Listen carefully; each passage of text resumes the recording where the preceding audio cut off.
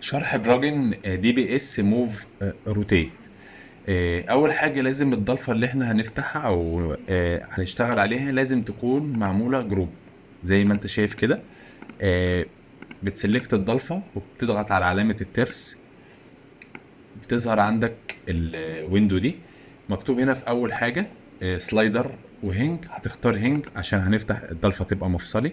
وبعد كده جوينت اكسس بتختار سيلكت، وبتختار عندك القايم او المفروض ان هو مثلا المفصله هتبقى على انه ايه، فاحنا بنختار الايدج اللي بره ده، نسلكته كده تظهر لنا العلامه دي ان هو هيفتح في الشكل ده. بعد كده بنعمل ان ده وضع كلوز. دي الخطوات بالترتيب عشان ما تتلخبطش فيها. كده هو كلوز، بتعمل كلوز ويندو، بتمسك علامه الهاند، بتسلكت الضلفه وتفتح كده وتكتب في الكيبورد 90 انتر. بقت زاويه قايمه.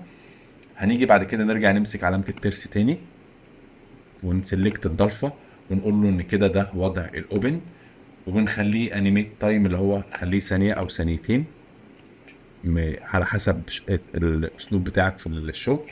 وتعمل كلوز ويندو. هتيجي نمسك علامة الباب ده كده ونضغط عليه كده، هتلاقي الباب بيفتح ويقفل. والسلام عليكم ورحمة الله وبركاته.